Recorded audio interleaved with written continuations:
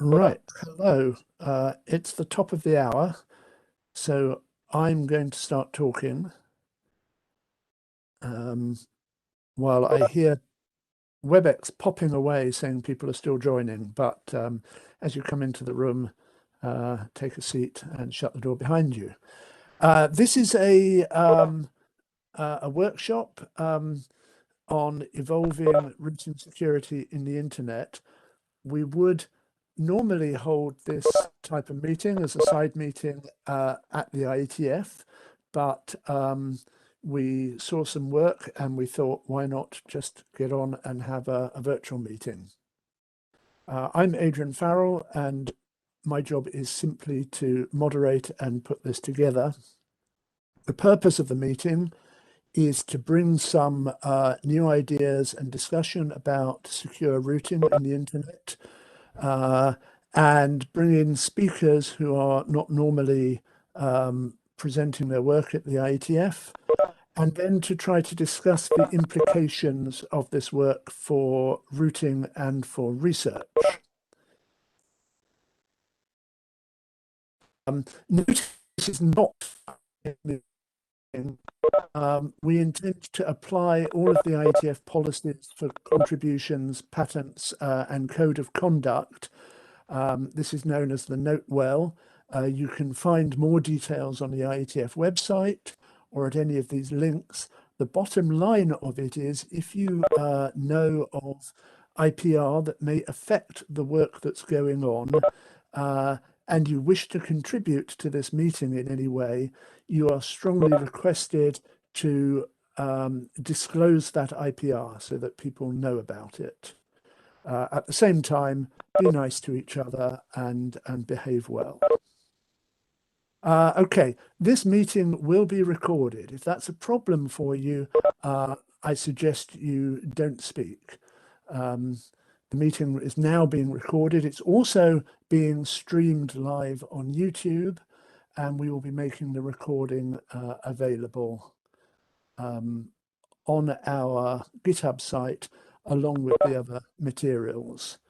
There's an Etherpad available for making comments and recording information, and there's the WebEx chat that you can talk to each other and ask questions.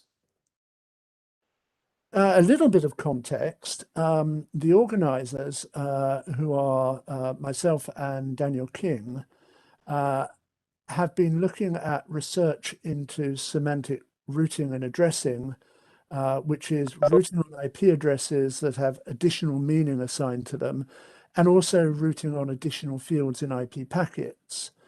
And that's led us to think about wider and often neglected concerns around routing research. And so we hope to expose more general points from meetings like this that we can apply to routing research. There are some drafts kicking about where we've been trying to collate both a survey of what's been going on and some description of the challenges for routing. The concerns that we're looking at are understanding the key drivers for new routing solutions, both what's wrong with current ones and what's changed that causes people to look for new solutions, whether that's support of specialized environments or making the routing systems more secure or more robust. And then we want to try to understand the benefits and drawbacks of applying these systems in what are known as limited domains, in terms of how well those routing approaches scale and how to interconnect the domains and how to connect to the internet. And then often not considered are the impacts of new routing proposals on existing infrastructure, whether new hardware is needed, whether new software is needed, what are the costs and benefits.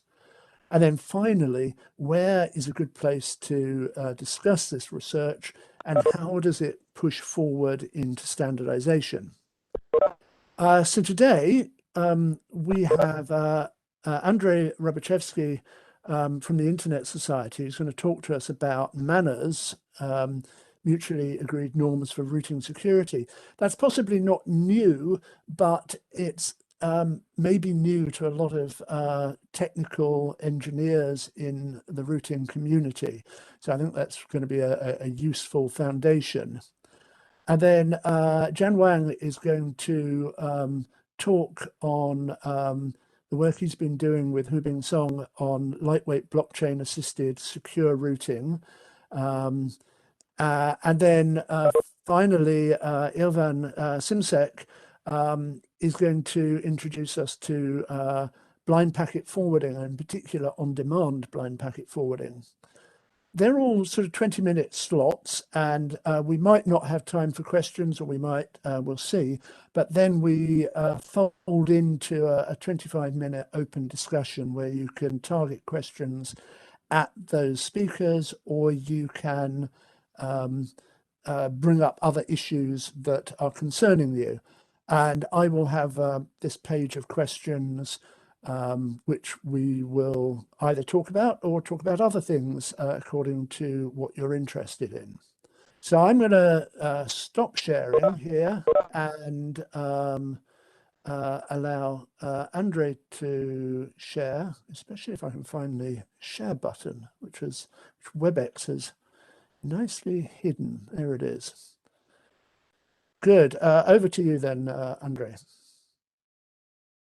Thank you, Adrian. Just let me share my slides.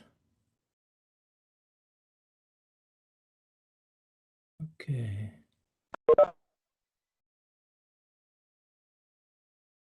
Okay, well, I'll leave for a second because I need to enable sharing in the operating system. Yes. No matter how much time we spend doing this, there are so many applications that we use and so many different operating systems. It's always a joy.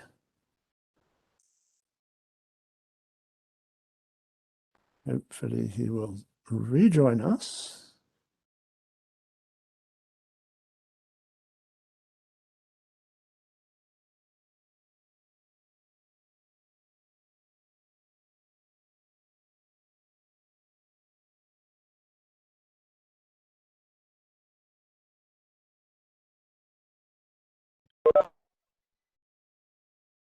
Sorry for that. Okay, let me share my point.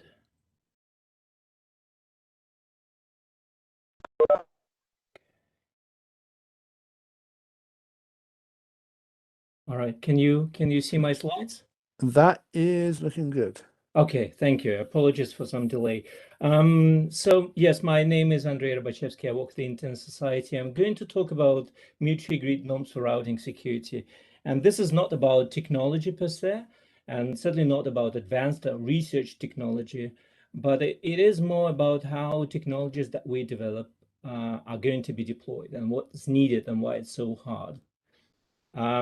So yeah, we'll be talking about some basics. And I think when we're developing new technologies, I think it's always very important to think how those technologies are going to be used and how they're going to be deployed.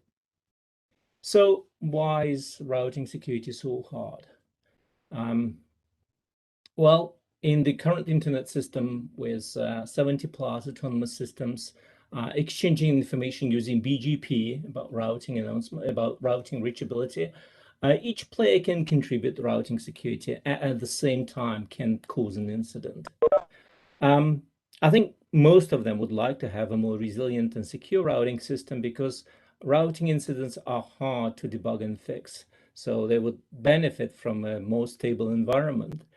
But at the same time, most of them have very little incentive to take this action, partly because security of your own network only partly depends on you, but to a great extent depends on actions or inactions of other networks, other network operators. So yeah, once network security is in fact in the hands of others, so the incentives and the costs are displaced. That is a situation which is quite known, not only in the internet, but in other environments, and it's called a collective action problem. When everyone knows that they're better off if we take this collection action, but this coordination is very difficult. And because of sort of, individual objectives and goals, it's very hard to coordinate. So can this problem be solved without regulation? Well, let me rephrase the question and say, can this problem be solved with regulation? I think the answer to this is no, especially in the internet with so many jurisdictions and different players in the routing space. It is impossible to see how this can be solved on a global scale. In those situations, norms sometimes are seen as a solution and quite effective solution. And what is norm? It's a value and behavior. So if you look at the routing system, I think we can agree that common value is resilient, secure global routing system. While behaviors are also known, it has been known for decades. It's sort of best current practices and technologies that support those practices. And basically, they say, do not accept and propagate mistakes of others, protect your neighbors, do not hijack, do not leak. Sort of adhere to basic hygiene. So how we move from those behaviors to norms? Well, to become a norm, those behaviors have to be widely accepted as a good practice. It cannot be sort of exactly least common denominator. They have to make a difference because otherwise it doesn't make sense. And finally, they have to be visible and measurable. So I'm talking about that because that's the foundation that man is built on. It's really community initiative that has two facets, and you will recognize both of them in what I just said. First is the common baseline, and madness is not even a best current practice. It's a minimum sort of denominator, minimum baseline, which is distilled from common behaviors, BCPs, and other practices optimized for low cost and low risk of deployment. And that gives them a high potential of becoming norms because they're they're undisputed and they're relatively easy to implement. So we can say every network must implement those norms. And another part is a community, right? Norms is not just a paperwork; it's communities and it's people that support those norms, that reinforce those norms. And what Manners does is builds this visible community of security-minded operators that have demonstrated commitment to routing security. And I will talk more about this because demonstrate is a key word here. And that creates sort of, an environment of social acceptance and peer pressure where it's not acceptable, in fact, to behave in other way. So if you leak a route, that is not an acceptable behavior. Manners today consists of 4 what we call programs because it targets different types of network operators. And as you can see, not only network operators, but quite recently equipment vendors have joined this program. And I will quickly walk you through those programs just to give you an idea. So the network operator program, that's where we start. And we started this in 2014, which is what, 6 years ago, 7 years ago. when a group of network operators came together and had some workshops with Internet Society, and we're discussing how can we sort of promote a deployment of those technologies, be it Internet Routing Registry or RPKI, some other technologies on a global wider scale. And we came to the conclusion that sort of articulating those requirements, expectations is the first step. And building this community is the sort of accompanying step, which is equally important. So give you an idea what kind of norms is that. Those norms are expressed in manners. We call them actions. And actions are requirements that any joining participant have to implement or meet these requirements to be able to become part of this Manners initiative. And while it's not visible if you join the Manners or go to the Manners website, in fact, we have an audit process. It's not very in-depth, it's not on-site audit, but when a network joins Manners, we do several checks. We make sure to the best of our ability that those actions that they claim to be implemented are indeed implemented. By looking at sort of, history of routing incidents that implicated or not a particular network, by asking them to run anti-spoofing tests with Spoofer, by checking coordination data in peering DB and other databases, by checking if their announcements have proper registered in the Internet Routing Registry or RPKI system. Right, so those are 4 actions, and you will see this is motherhood and apple pie. There is nothing new here, and moreover, they are really sort of scoped. For instance, for filtering, the requirement is that you filter only your own networks and your customer code. You're not just filtered sort of globally.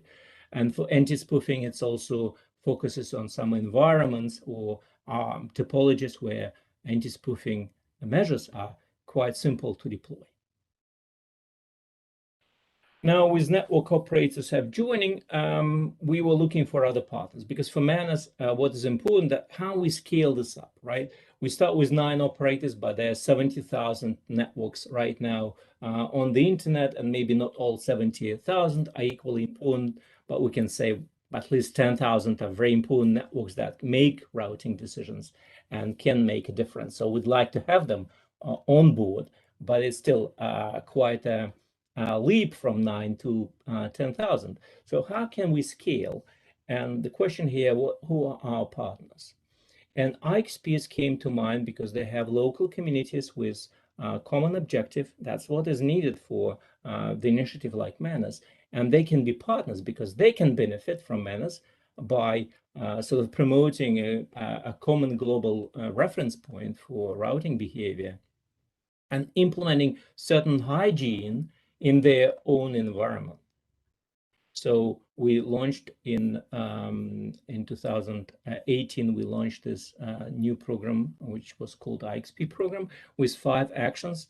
In blue, they're mandatory actions, and in white, they're optional actions that members can implement or not. And 2 things that IXPs contributed to Manners were implementing routing controls on their route service, and many of them have route server to enable to facilitate multilateral peerings. And the second, of course, to promote Manners in their communities, and that's for scalability of the effort.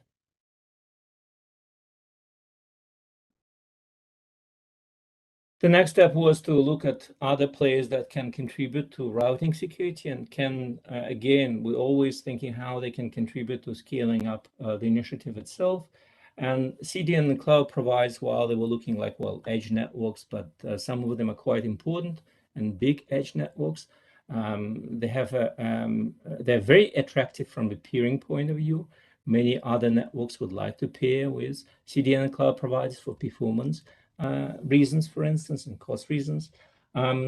So we thought, yeah, CDN cloud providers are quite important, and we started the program. Now, when I say we, I don't mean Internet Society, in fact. In fact, Internet Society are serving as sort of a secretariat to this initiative, but it's really sort of community coming together. So we're creating a task force where community members can come together and discuss this. For IXPs, EURX, and other IX associations were very important, instrumental for developing those norms. And for CDN Cloud program, we also create a task force where leading CDN Cloud providers participated, but also IXP's existing Manus members. They joined this task force and contributed to the development of those actions.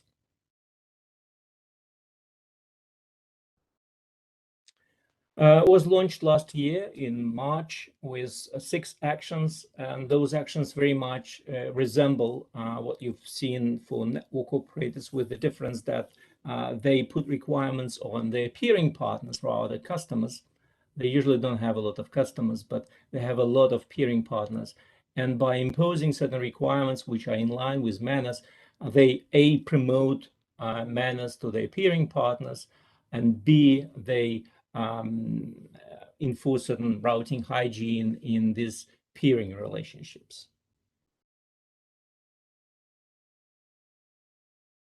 Finally, this year, and that was just launched last week, we started Manus for equipment vendors. It was actually, well, one thing that is missing, that even if you have all good intentions and would like to implement Manus, one essential thing you have to have is equipment that is capable of, or has necessary security functions capable of implementing those actions. So Manus members, they were looking into this. They were asking, maybe we should open up Manus for equipment vendors, so we have a better dialogue.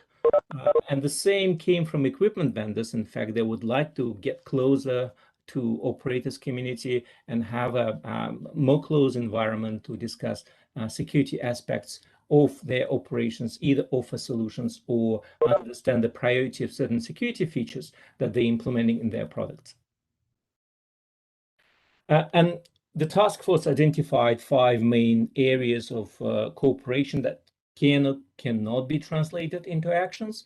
One is technical, sort of core feature set necessary for implementing of Manus actions by other participants. Training, promotion, those are fall into sort of scaling up again, how we can build capacity, how can we make Manus easier for other participants, and at the same time raise awareness about this initiative outside our sort of regular communities. But also what it was mostly interest from the equipment vendors to play more sort of advisory or development role, where they can not just publicize their feature set, but have a dialogue with network operators who are working on solutions rather than, you know, a specific feature. So launched in September 16, there are 2 actions. One is provide solutions. So this action, rather than sort of developing a specific list of features. Sorry? Excuse me. Uno glielo tolgono di sicuro e cercano di capire se gli salvano il secondo rene. Okay. So rather than implementing a list of requirements or specific features, we looked at 4 scenarios. Basically, what features are needed to support actions in other programs, in other 3 programs that I just mentioned, so other participants can implement Manus. And action 2 is promotion, right? That features in basically all of the programs. The rest of the areas, what I mentioned before, advisory, development, contribution, and promotion, they were harder to codify in action, because we were looking for action that can be measurable, right? That we can audit on. And those were looking like activities. Important, we didn't want to throw them away, but they were not real actions. So they feature in this program as ongoing activities, and participants are expected to express commitment to participate in those ongoing activities. Increasing adoption. So yes, scaling up Manus is very important, because otherwise it sort of doesn't really make a difference. And why would network operators or other entities join Manus? Well, for many, just implementing this basic baseline, you might be surprised, but it's a step forward. So, and by improving your security posture, even by implementing this simple baseline, you already improve your own operations, right? You don't want your customer to become your transit provider, things like this that manners or implementing those things can avoid.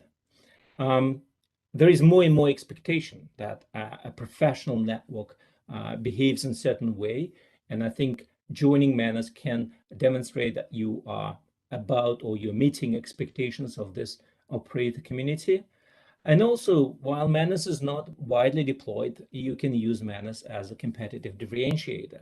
And for instance, we cooperate with, for instance, IXP associations with IXP Manager, that IXPs can show on their member list badges where indicating whether a member is a participant of Manners Initiative or not.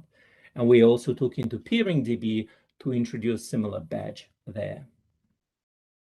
So this is a graph how we grew with a slow start, and now we're sort of getting top to the right.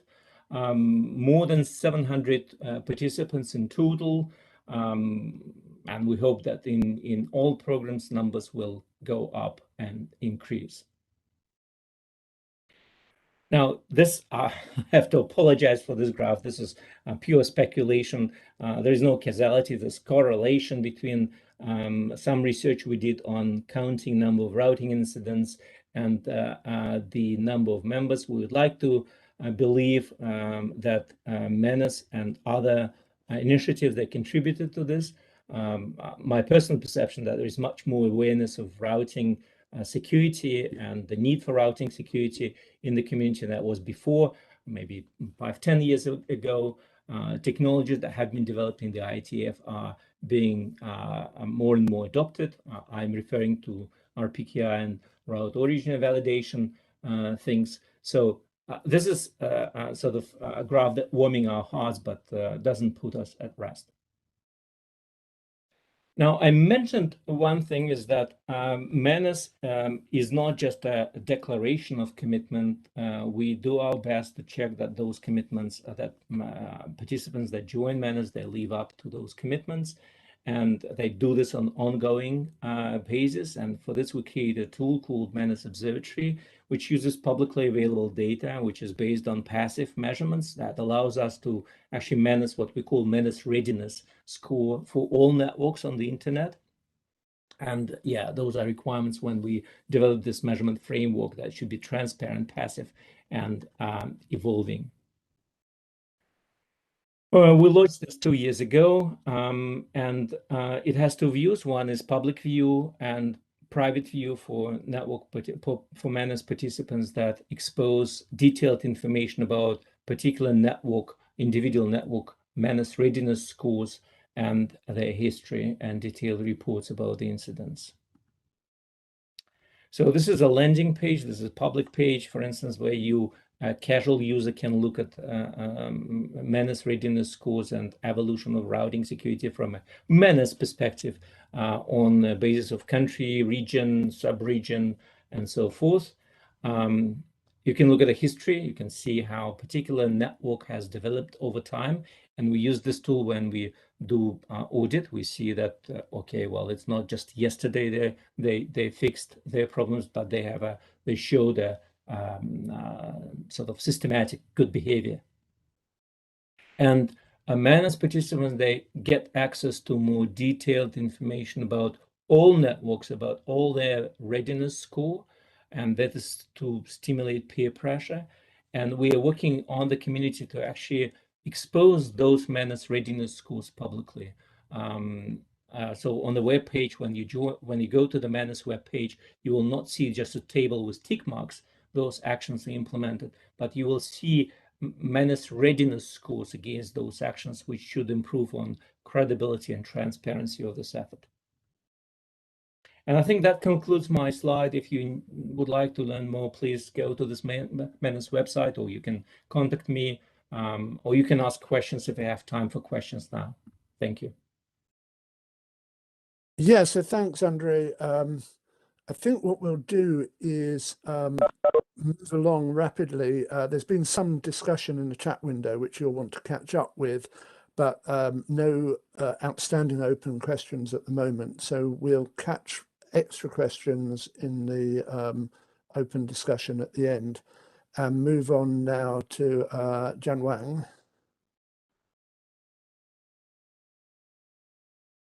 who is magically going to share slides, probably.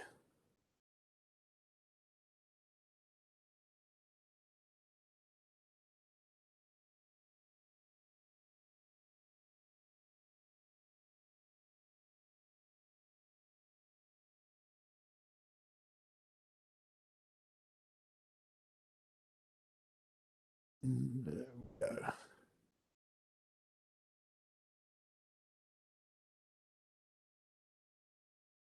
That's good. Off you go.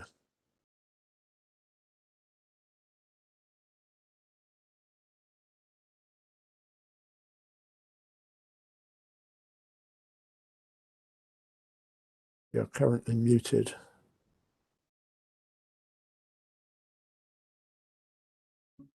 Yep. Can you hear me? Yep, perfect. Okay, so I'll begin. Okay. So welcome to our presentation. And this work is a professor and me. We are from the security and optimization for the network global laboratory. And today the presentation's topic is the lightweight blockchain assisted secure routing of Swarm US networking. So, okay. Wait a moment. Okay. This is the outline for today's presentation. To begin with the introduction, followed by proposed schemes and performance evaluation. Lastly, I will conclude what I have for today's presentation. First, let's go into the introduction. To begin with the motivation. So, Swarm US play a very important role in many fields, which can help the workers to finish the complicated work missions with high accuracy. Good Swarm US networking can guarantee the high performance of Swarm US. So also the good Swarm US will help the Swarm US deploy on a large scale. However, the vulnerabilities of Swarm US may degrade the performance of Swarm US. So we can find that in these scenarios, the malicious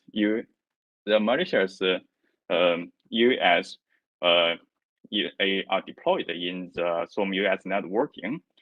The malicious US will not deliver the packets correctly to the legitimate US, and also inject the malicious commands to the legitimate US, so that the attackers can leverage the malicious US to manipulate the Swarm US networking and pose threats to the public property and private safety. Based on this motivation, so we need to get rid of the connections of the malicious US. So based on that motivation, I will talk about some read work about the blockchain. So for the read work, we mainly talk about the blockchain assisted US, blockchain enhanced networking, and lightweight blockchain implementations. For the blockchain assisted US, the most research mainly focused on the static storage to improve the authentication efficiency. However, the current research may have some disadvantages, that the blocks will have the sensitive information about the like the identifications, and the authentications need a real-time communication to keep security. So for the blockchain enhanced networking, we mainly talk about the routing of blockchain and blockchain assisted VNet and mainnet.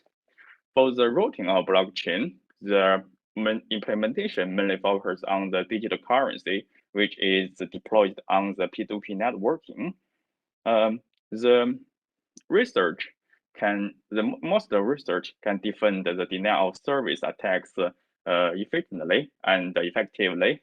However, this high performance can be achieved with the sacrifice the overhead for synchronization. For the blockchain assisted VNet and mainnet, the research mainly focused on the security and authentication efficiency. However, the blockchain is deployed on the VNet and mainnet, which is affected by the network stability of the VNet and mainnet is static, based on limited to the scale of VNet and mainnet.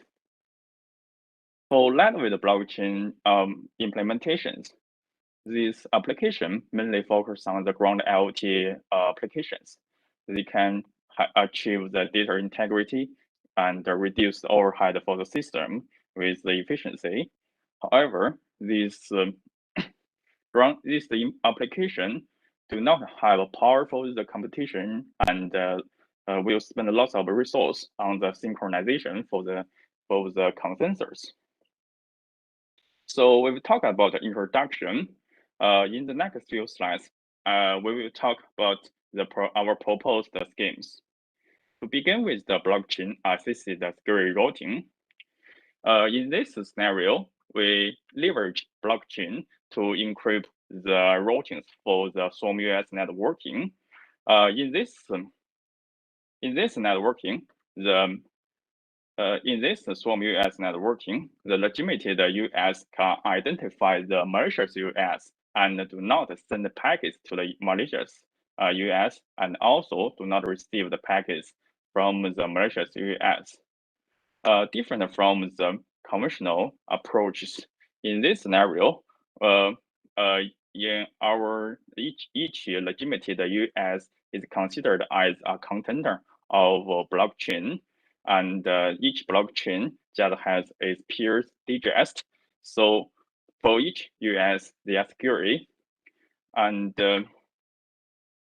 okay, to avoid the routing loop generation, we limited the routing discovery for the searching space is constant as the pi, and so that the loop generation will be avoided. And we also use the pheromone to mark the traffics of each US. The pheromone is evaluated by the latency of each US, so that the traffic status can be marked by the pheromone. For the consensus construction, we use the maximum pheromone holders to write a new block for the identified digest of the new join US. Due to the consensus construction is based on the traffic status, so we call the consensus construction as the proof of traffic, and we can call it the POT. So we will talk about the blockchain assisted security routing. In the next few slides, we will talk about the blockchain-based authentication.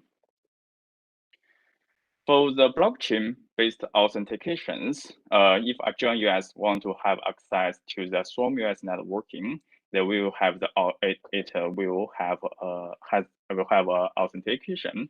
So the joint US first will send the request to the judge US. In this scenario, the judge US is the most pheromone holder. The judge US will select a verification US randomly and make it as a puzzle. If the join US can solve this puzzle, so the join US can have access to the SwarmOS networking. So the specific operation for authentication is shown as this figure. The join US will send the join request to the judge US via the message US. The judge US then will send the verification request to the judge US will select a verification US randomly and send the verification request to the verification US. And also the judge US will send the digits to the join US via the message US. So at this moment, the verification US will encrypt its identification with the public key of judge US and send it to the judge US. The join US will use its own the computation resource and the identification to solve the puzzle and get the result and send the result with the encrypt or by the message US the identification of the public key. So the judge US will compare the two results. If the two results are matched, the judge US will send the confirmation to the join US. Then the join US will have access to the Swarm US networking, and after that, the join US will send its own the digits to the judge US for the synchronization. Okay. So we've talked about the blockchain-based authentication. In the next slides, we'll talk about blockchain synchronization. So in this scenario, we use the passive synchronizations. The conventional synchronizations are active. They will generate additional routines and blocks for the synchronization, which will cost much overhead for the system and the time on the synchronizations. So that schemes are not feasible for the deployment on a large scale. So for the passive synchronization, the updated blocks will be stored into the judge US we have mentioned in the previous slides. The judge US, which has the main traffic streams, and the judge US then will use the the main traffic streams to attach the updated blocks and synchronize the blocks to its neighbors. And the neighbors will update the blocks to their neighbors. And after few hops, the whole Swarm US networking will get synchronized. So okay. We've talked about our proposed schemes. In the next few slides, we will talk about some of the performance evaluation. First is routing processing. In this scenario, there are some of the legitimate US and malicious US. We use the blockchain-based secure routing. We can find that. For the past discovery, the connections to the malicious US can be avoided, and the routing from source US to the destination US can be generated. So for this simulation, for this evaluation, we can find that the blockchain-assisted secure routing works. So after that, we made average malicious involving rate of routing. We compare the blockchain-assisted approach and the non-blockchain-assisted approach. We can find that as a proportion of malicious US increase, the blockchain assisted approach can achieve 0% for the malicious US involvement. It means that this approach can avoid the involvement of malicious US successfully. However, we can find that as the proportion of malicious US increase, the involvement for the non-amendment of malicious US for the non-blockchain assisted approach go increased, so that the attackers can use the malicious US to manipulate the Swarm US networking. For the blocks encryption, we use the AES encryption based on different bets, and we assume the block attackers use the brute force for the attacks, and the most probability is the 5.4210 times their e power to negative 20, which means that if attackers have a computation server with a CPU at 7.5 gigahertz, and it will cost at least 10 years for a chance to get information. So for the passive synchronization, we calculate the average maximum pheromones for the broadcast. We can find that after 6 hops, the broadcast will get steady for the whole networking. Okay, whole networking, and we can find that it indicates that after 6 hops, the SOM US networking can get synchronized, which is feasible in the practice. Okay, so after that, we made a comparison between the proof of traffic, proof of work, and the different percentage of proof of stake. And we can find that for the proof of traffics, with the additional routing from the consensus construction can keep lower than the proof of work and the proof of stake. So on a large scale deployment, the proof of traffic can be more save more energy and reduce overhead for the deployment, for the implementations. So we also made the routings for the blocks synchronizations. We also can find that the proof of traffic shows outstanding performance than the proof of work and the proof of stake. Okay, that's what I have for today's presentation. In the next slides, I will make a conclusion. So in this work, we leverage lightweight blockchain to assist the SOM US to improve the security of routing with constrained computation resource. And to avoid the malicious US connections, we use lightweight blockchain to identify and mitigate the attacks from a malicious US.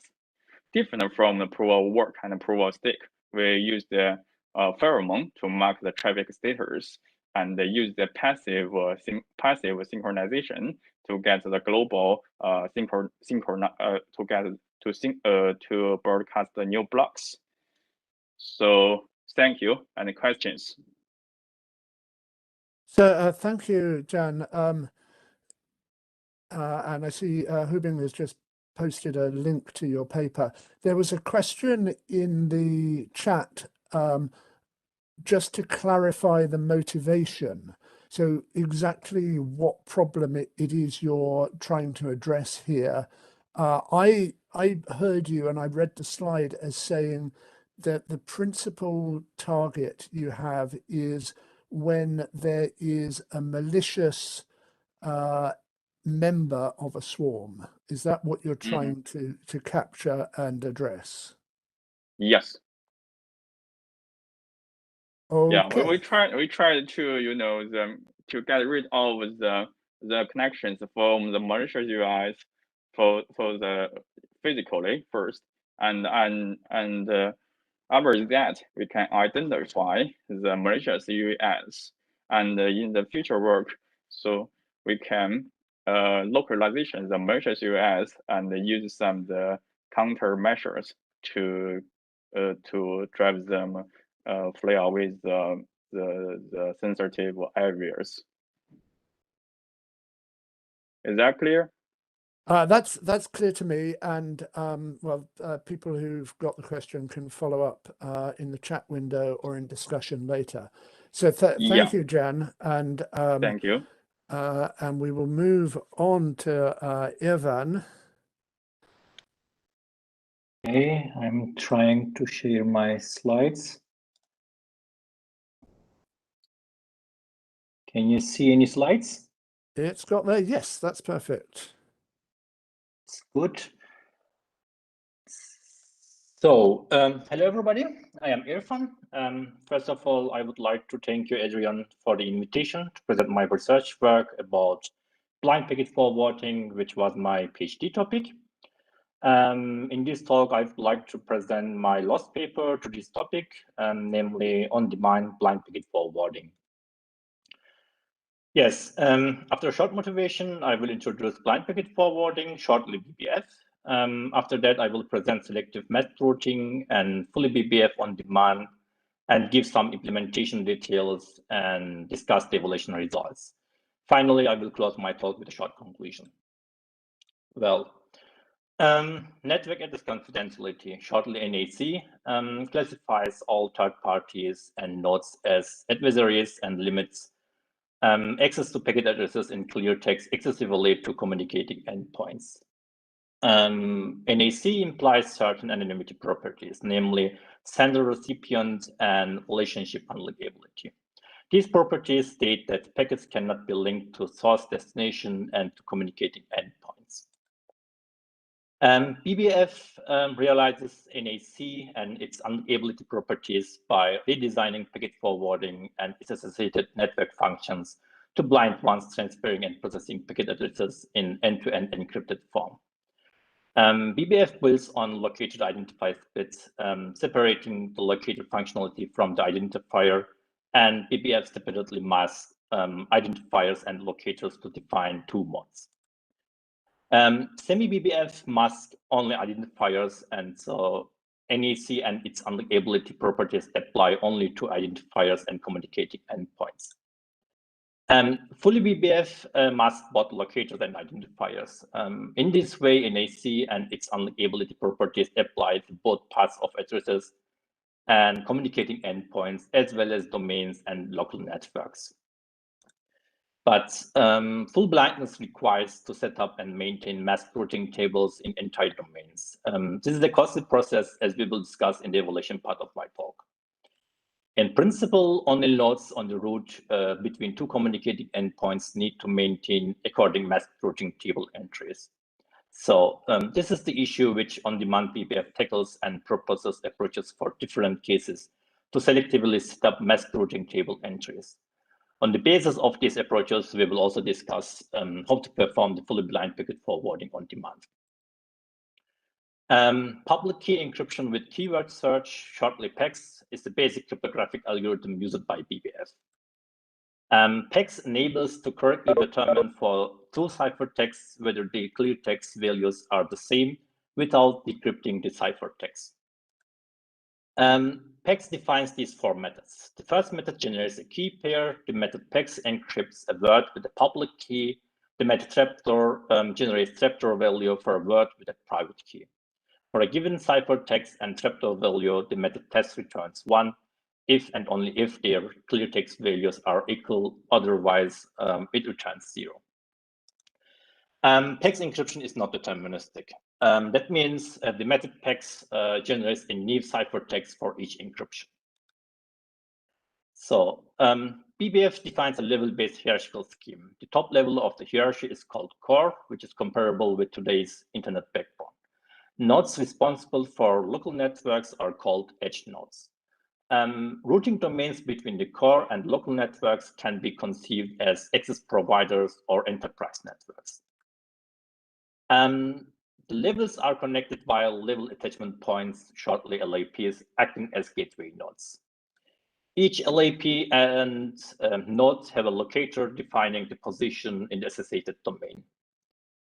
The semi-masked address of an endpoint in a domain contains a masked identifier and the clear text locator of the LAP, via which to reach the domain of the endpoint. Masked identifier is generated by encrypting the identifier of the endpoint with its public key by means of PEX. The fully masked address of the endpoint contains the LAP's masked locator generated by encrypting its locator with its public key by means of PEX. BBF defines a hierarchic mapping system which is comparable with hierarchic DNS. The mapping system maps identifiers to locators of endpoints. Endpoints register their addresses at the mapping system and resolves destination identifiers to actual locators. A masking vector, which is a bit vector in bit Indian order, defines blindness mode level by level. The first most significant bit is for level 1, the second one is for level 2, and so on.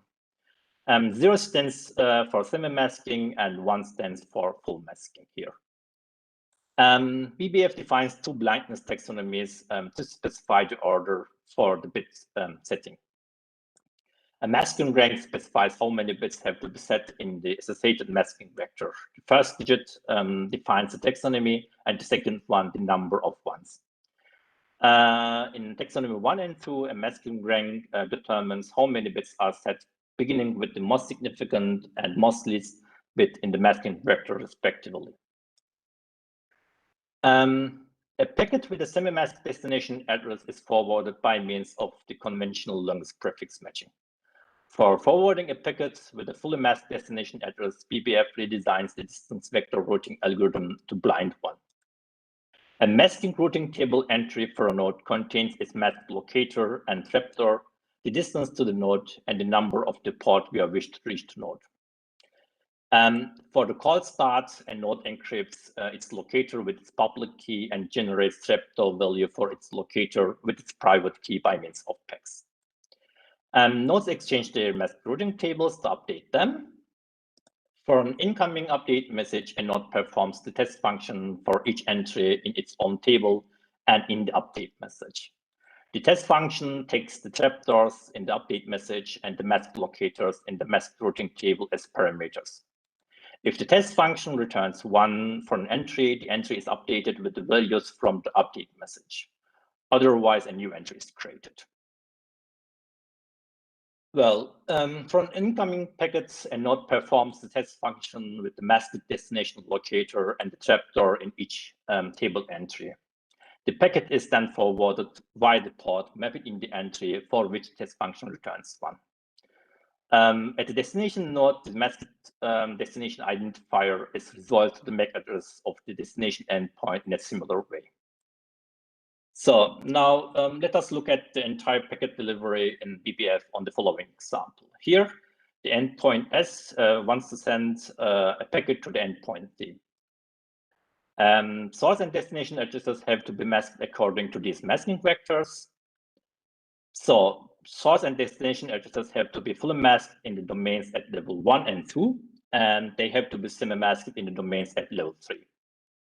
First, source endpoint asks the mapping system to get the masked locator of the destination endpoint at level 1. Source address has to be semi-masked in the domain at level 3. So the source address contains the unmasked locator of the source endpoints at level 3. Then the packet is forwarded to the next LAP by using the default route. The source address has to be fully masked in the domain at level 2. So the LAP replaces the source locator with its masked locator at level 2. And the packet is forwarded to the next LAP by using the default route. Since the source address has to be also fully masked in the domain at level 1, the LAP replaces the source locator with its masked locator at level 1.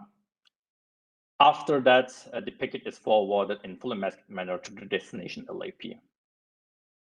The destination address has to be fully masked in the domain at level 2. So the LAP asks the mapping system for the masked locator of the destination endpoint at level 2.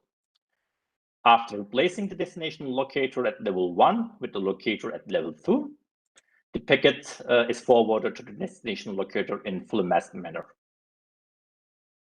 Since the destination address has to be semi-masked in the domain at level 3, the LAP asks the mapping system for the unmasked locator of the destination endpoint at level 3.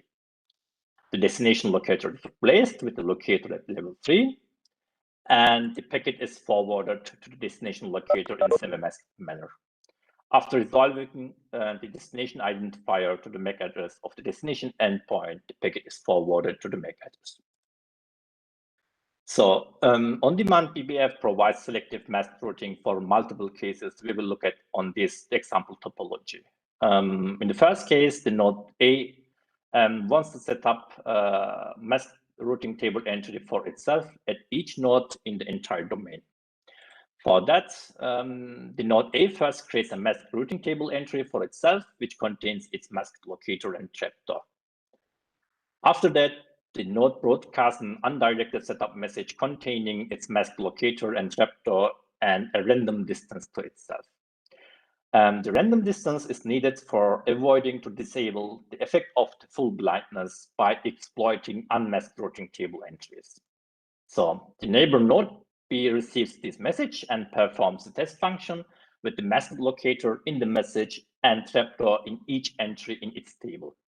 If the test function returns 1 for an entry and the distance in the message is shorter than the distance in the entry is updated with the values from the message. If the test function returns 0 for all entries, a new entry is created with the values from the message. If an entry is updated or a new entry is created, the distance in the message is increased by 1 and the message is forwarded to all of the neighbors except the neighbor that the setup message has arrived from. The other nodes proceed then in similar way. After the setup has terminated, endpoints from each node can send packets to the endpoints connected to the node A in a fully masked manner. In the second case, the node A set up entries for itself at the nodes on the route to the selected node F for which entries are already set up at each node. First, the node A creates an entry for itself.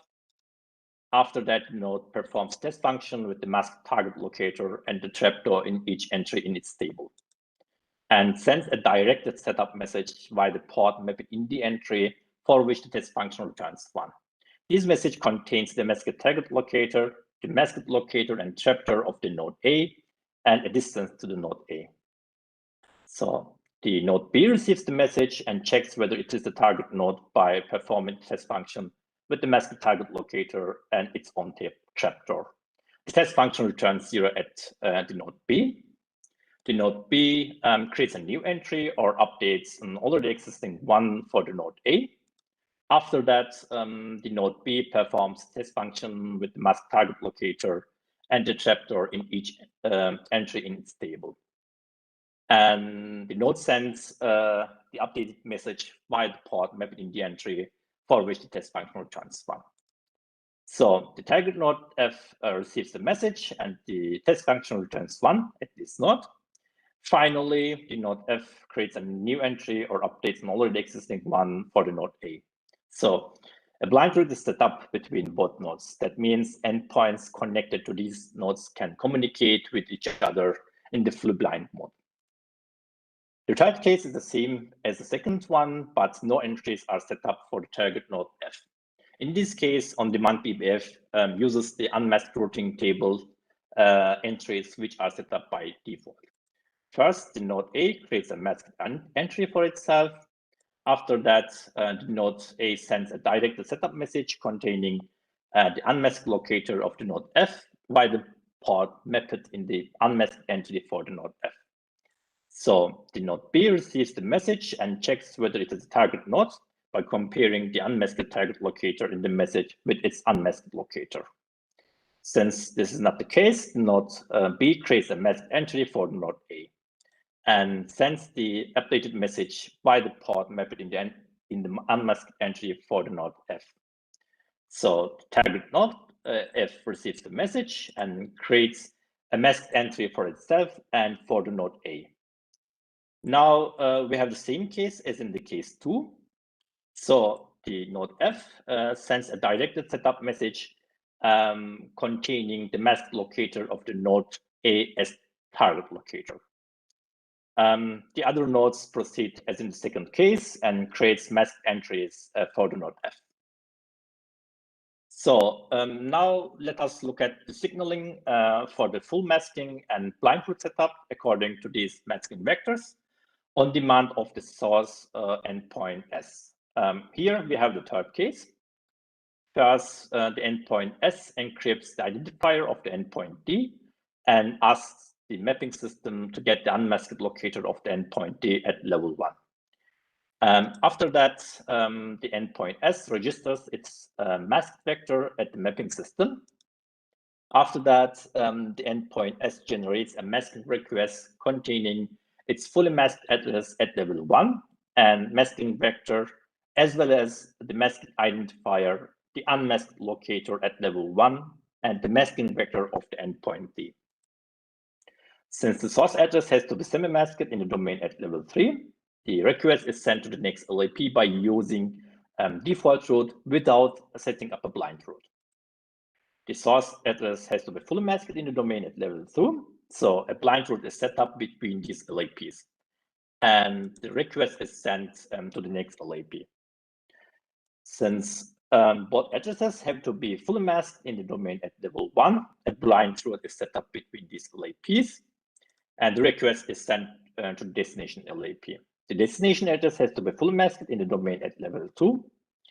So the LAP asks the mapping system for an unmasked locator of the destination endpoint at level 2 and updates the destination locator in the request. After that, a blind route is set up between both LAPs, and the request is sent to the destination LAP.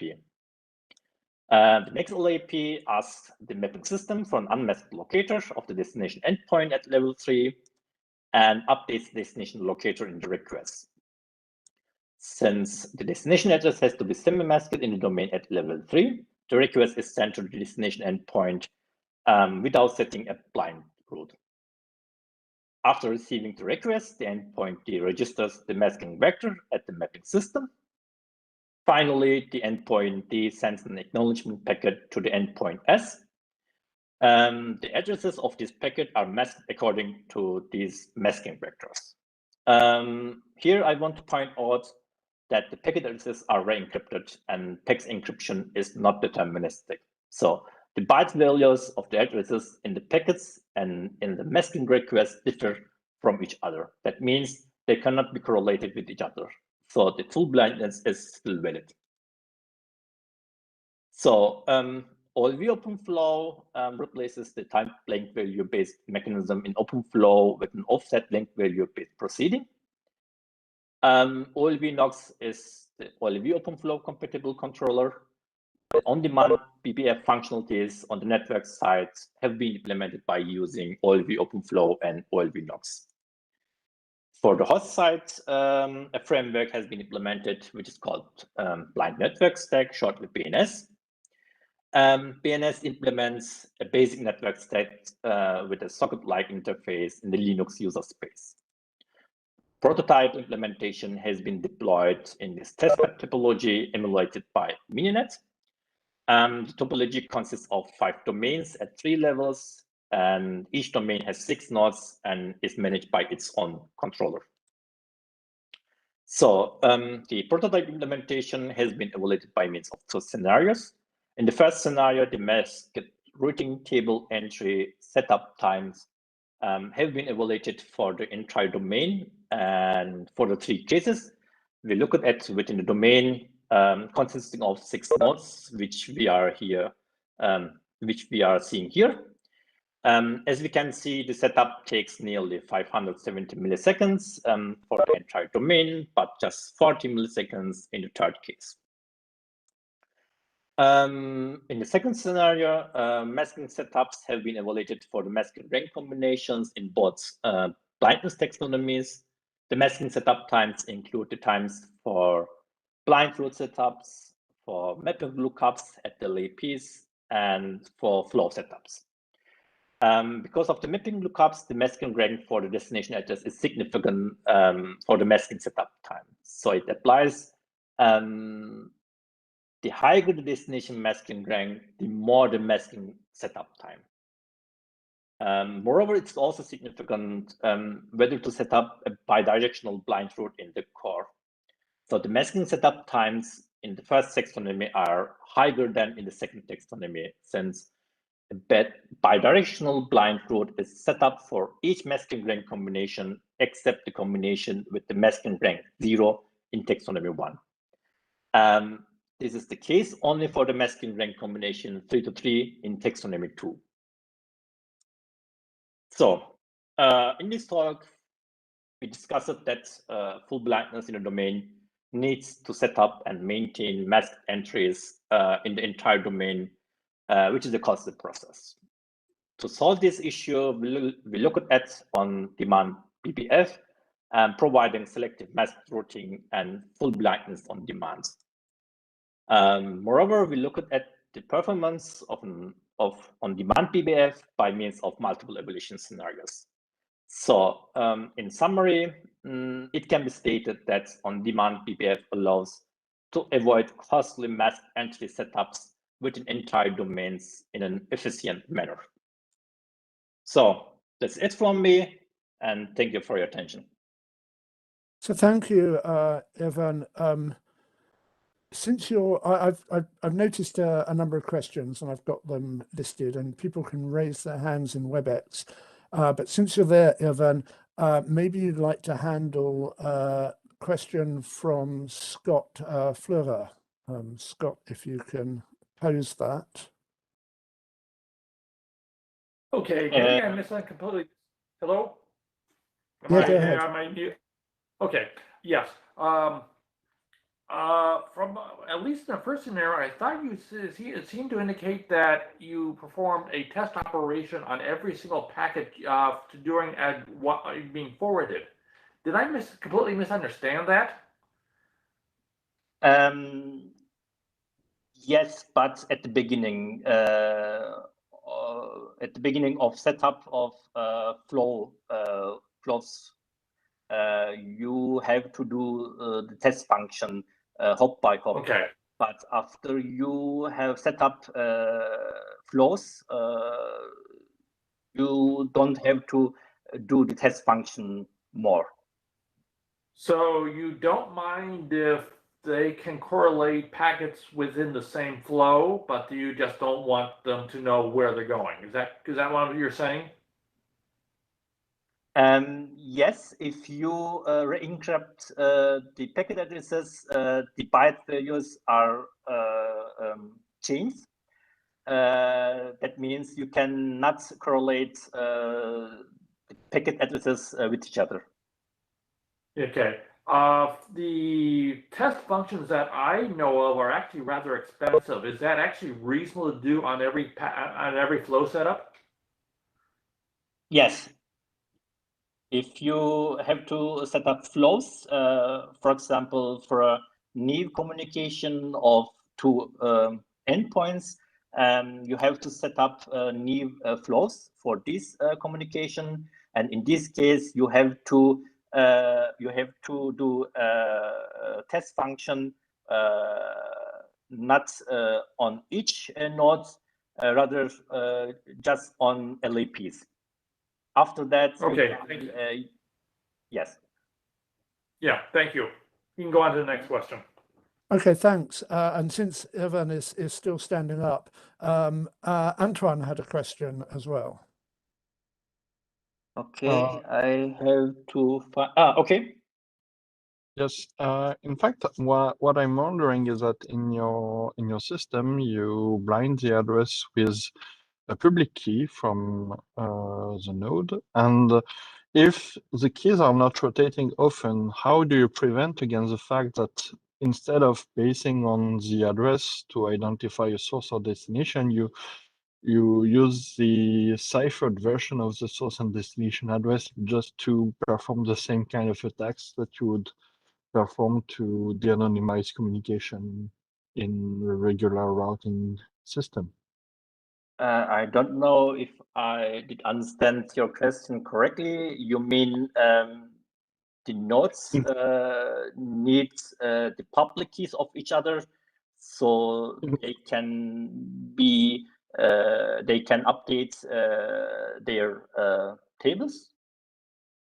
In fact, my question was more on the whether if the keys are not changing often, can it be used as a way to de-anonymize the source or destination? Because if you keep a stable identifier for a long time, then it can be used to track either the source or destination in your communication. I don't think so. Then the nodes maintain just masked locators of each other, and the identifiers are also encrypted. In case of full blindness, it is the case. And in case of semi-blindness, it is so that you can know which node communicate with each other, which nodes communicate with each other. But in semi-masking, the identifiers are still encrypted. That means you cannot know which endpoints communicate with each other. Okay. Maybe I need to go to your paper and figure out how in detail how it's done. Thank you. Yes, of course. If you have more questions, you can contact me by mail. I think you can find my mail address on my slides. I don't know. Okay, thank you. Okay. You are Great, thank you. Early on in the meeting, Carsten Bormann asked a question in the chat window, which I think applies to all of the speakers and maybe everybody listening as well. Carsten, are you there, and can you ask that question? Yes. So I found the first talk very interesting and asked my question right after that, but it sure applies to everyone. So there is interesting work going on, but what could a researcher, an academic like me, take home as a good thing to actually invest more effort in researching? So what research would you love to happen to increase the effectiveness of what you are doing?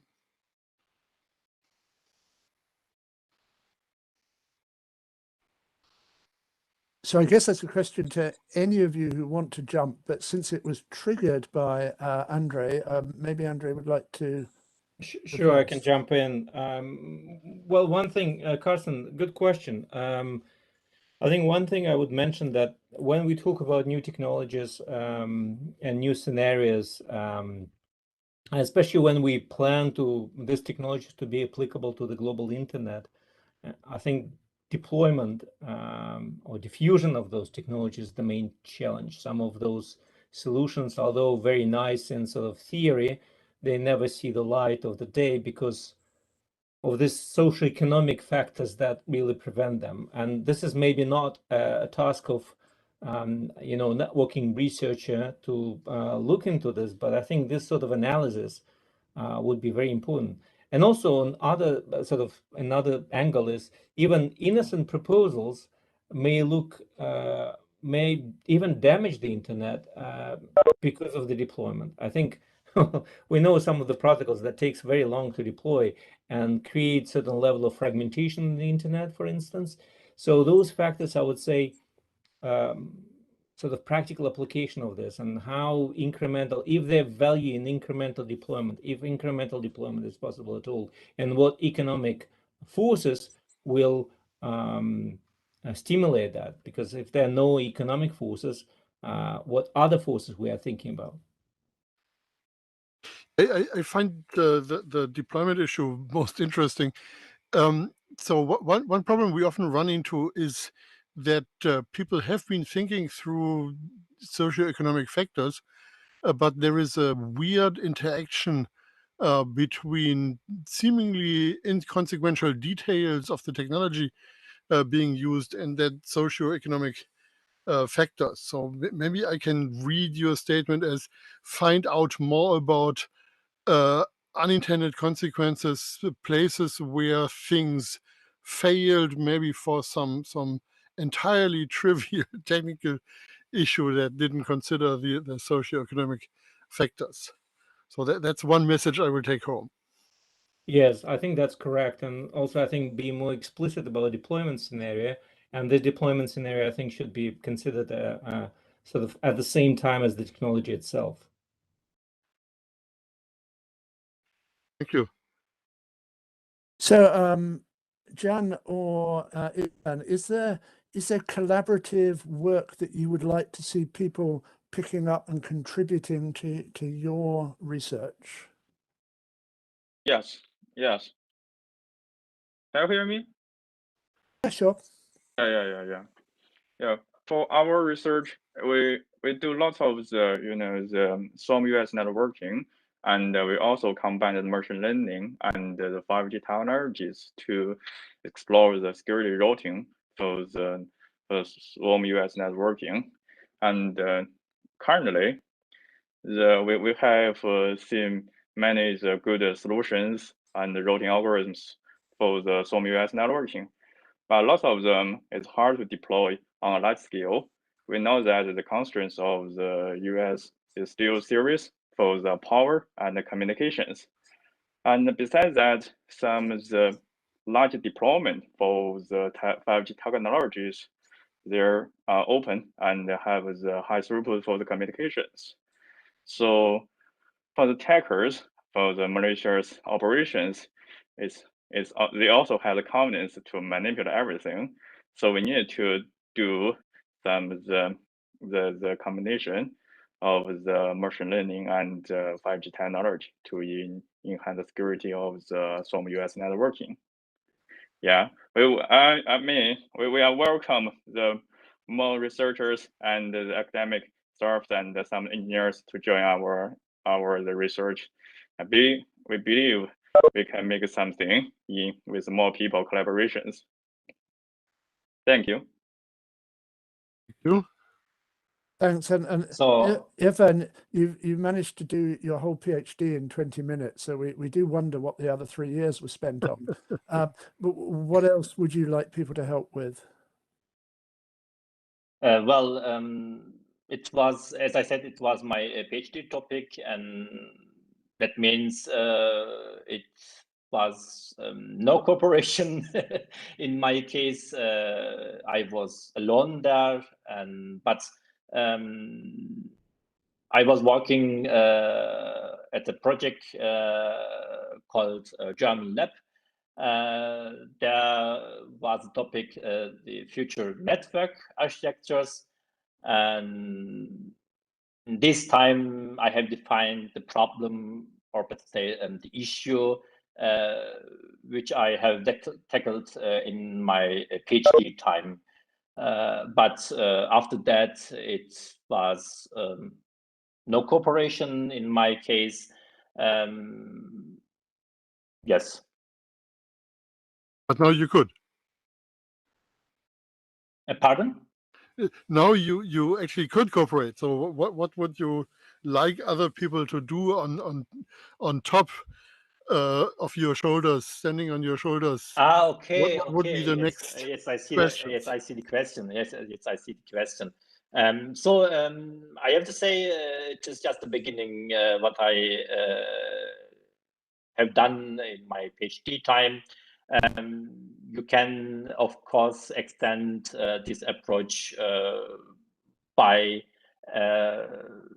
making blind future in-network services, or you can try do that without redesigning or clean slate design by putting BBF, blind packet forwarding, as overlay network, for example, and it would make me happy if I find someone I can work together with.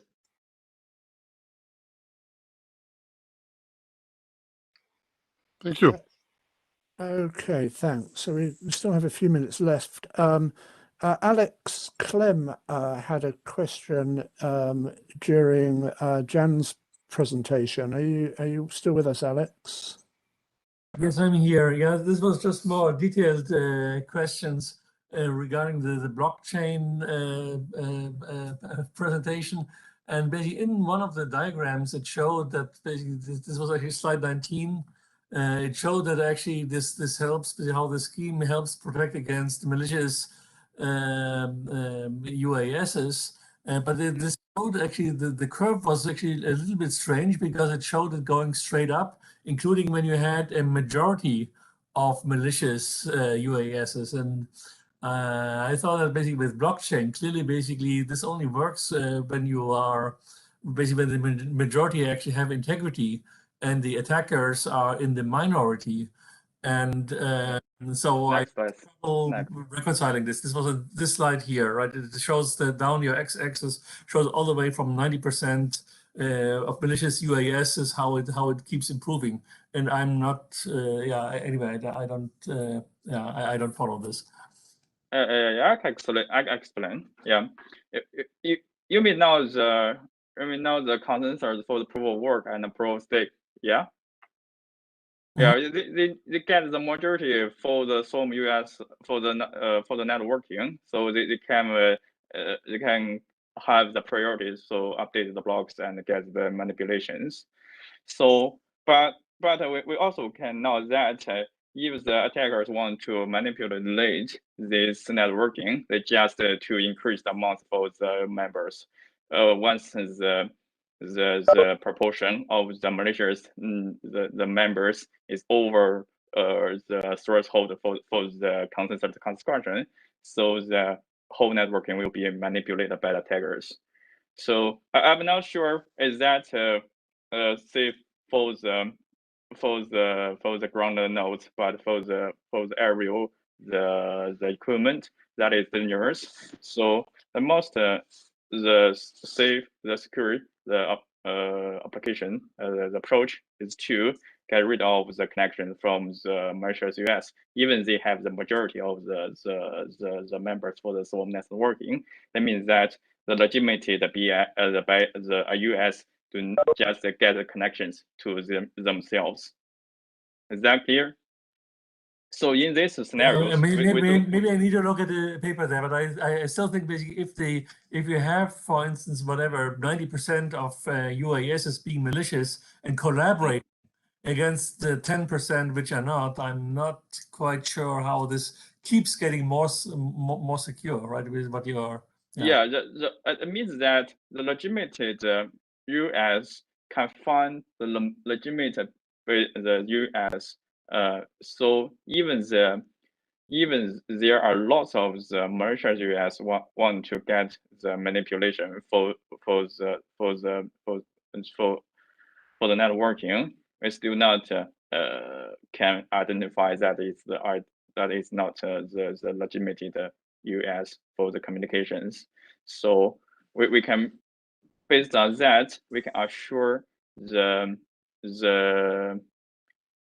legitimate US do not compromise to the attackers. So that's the motivation for this paper and for the work. Yeah, thank you. Okay, thank you.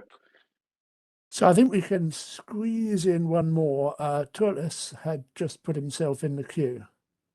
So I'm not sure I'm on top of all the crypto on the third presentation, but I think certainly it would be interesting to figure out what the next steps towards experimentation in a real, let's say, overlay network would be with that. And for example, how this would allow, to improve on, I guess, pre-existing anonymization solutions like that we have today. Yes, it's a good question. Actually, the question I said was the question I asked. I also asked in my PhD time, and in this time, I had a. It is not a concrete approach, but it's an idea how to do such a thing. To put blind packet forwarding as an overlay network. And if you compare this idea with the existing anonymizing systems like Tor, it is so that you have to say there that the sender has to be the part of the overlay network. For example, in Tor, it is so that the sender cannot be the part of overlay network. And in this case, it is possible that you disclose who communicates with whom if you controls the entry and exit nodes. There's a paper explaining a general model how to do such a thing to disclose who communicates with whom. Well, I would suggest, I you know, hope- if you want to spend more time on this with this community, you know, maybe really going up to that use case benefits, you know, proposition to find more interest, and then, you know, starting with that. For example, go to, you know, the one of the IETF working groups, like you know, Yes. the routing working group, just to, you know, raise more interest in the community officially, and you know, purely from the use case perspective, right? The actual details of the cryptography and the encapsulation, the overlay, I think wherever that would go, I think is an open question. But, you know, raising the interest more, I think, would be the logical first step. Thank you for the suggestion. I will try that. Yeah, okay. So thank you. And Evan, come to me if you need pointers about how to contact people in the IETF. Okay, we're time up. Thank you. Thanks to the three speakers. Please send follow-up questions, obviously, to the speakers, and you're free to use our Sarah mailing list. I have several questions. I will note that Tony Lee usefully said in the chat, one thing we really do need is more research into threats and attacks on IGP and BGP and their risks. Please, anyone who feels that this sort of meeting is useful or not useful, send fruit. Thanks a lot, and back on with your work.